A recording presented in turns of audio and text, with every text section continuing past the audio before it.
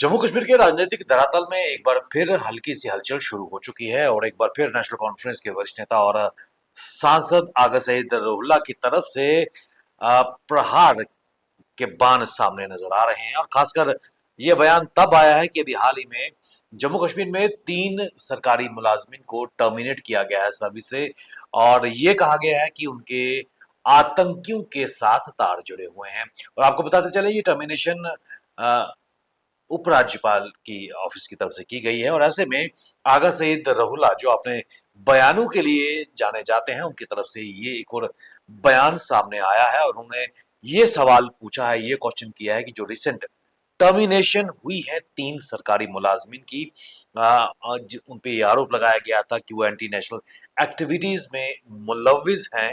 और उन्होंने ये कहा कि एक लैक ऑफ क्लैरिटी है कि जम्मू कश्मीर में who holds the authority to make such decision, यानी कि जम्मू कश्मीर में इसको लेकर अभी भी एक असमंजस की स्थिति है कि लैक ऑफ क्लैरिटी है कि किसके पास ताकत है या अथॉरिटी है ये निर्णय लेने की।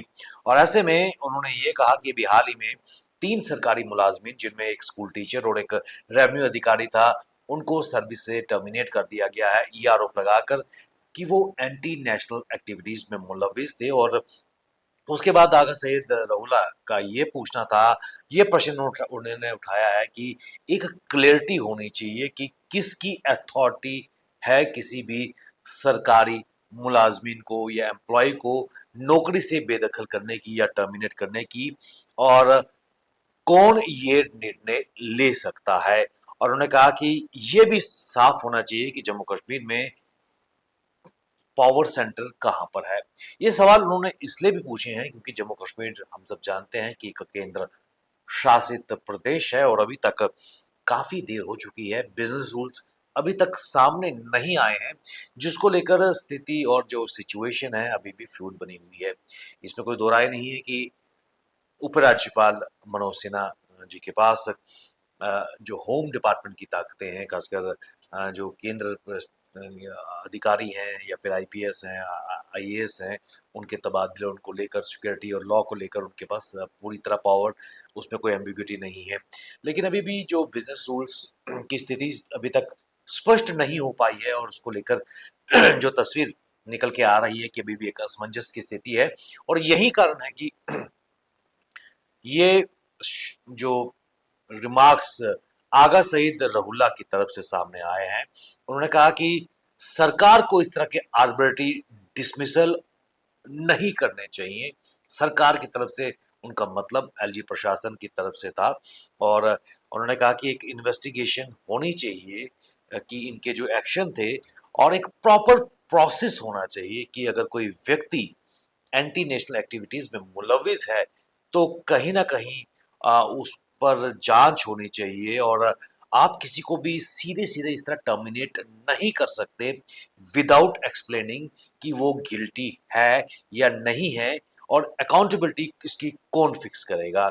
और इसमें कोई भी दो राय नहीं है, जिस तरह आगा सईद मेहंदी रोहिल्ला ने कहा कि इस तरह लोगों में भय और हरास का माहौल भी पैदा हो रहा है, क्योंकि जो सीधा सीधा टर्मिनेशन विदाउट किसी इंक्वायरी के, जांच के, कोई भी कमेटी इस संदर्भ में गठित नहीं की गई, सीधे एम्प्लॉयज को टर्मिनेट किया गया है।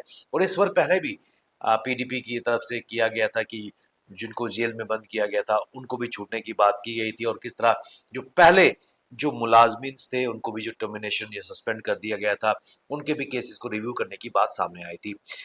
लेकिन लगातार ये आरोप लगाया जा रहा है आगा सईद की तरफ से कि एक डेलिब्रेट अटेम्प्ट किया जा रहा है, एक भय का माहौल पैदा किया जा रहा है पूरे भारतवर्ष में। ये भी उन्होंने कहा कि जो कश्मीरीज है, खासकर कश्मीरी मुसलमानों की उन्होंने बात की कि उनको लेकर, खासकर पोस्ट बाइसरन, पोस्ट पहलगाम के अटैक को लेकर पूरे भारतवर्ष में एक एंटी कश्मीरी एक वेव भी चली है, और खासकर एक भय का माहौल पैदा किया जा रहा है। और ये एक डेलिब्रेट अटेम्प्ट है। और सीधा सीधा उन्होंने आरोप लगाया भारतीय जनता पार्टी पे कि उन्होंने इस तरह के इकोसिस्टम को पूरे देश में पनपने दिया है। और ये एक पैटर्न है, भारतीय जनता पार्टी की ये पॉलिसी है, और भारतीय जनता पार्टी केंद्र में इस वक्त सत्ता में है, और यही कारण है कि वो इसको होने दे रही है। और ये जो हो रहा है, और हम आशा नहीं करते हैं कि सरकार इस पे कोई कार्रवाई करेगी। और साथ ही एक बहुत बड़ा बयान इनका आगा सईद रहुल्ला का सामने आया है, खासकर पावर सेंटर्स को लेकर। और पावर सेंटर्स को लेकर अभी भी जो ओहा-पोहा है या फिर असमंजस, एक एम्बिग्यूटी अभी भी बनी हुई है कि किसके पास अथॉरिटी है। और खासकर जो 3 सरकारी मुलाज़िमीन टर्मिनेट किए गए हैं, इसके बाद फिर से एक बार फिर जम्मू कश्मीर में बिज़नेस रूल्स को लेकर, पावर सेंटर्स को लेकर स्वर उठते हुए नज़र आ रहे हैं। और क्या आने वाले समय में ये और बढ़ेंगे, या क्या इसको डाइल्यूट करने के प्रयास में बिज़नेस रूल्स जल्दी ही सामने आएँगे, जिसकी उम्मीद अभी कम लग रही है। फिर भी हम भी उसका उस पर अपनी नज़र बनाए रखेंगे। आप भी बने रहिए हमारे साथ। हमें दीजिए इजाज़त। नमस्कार।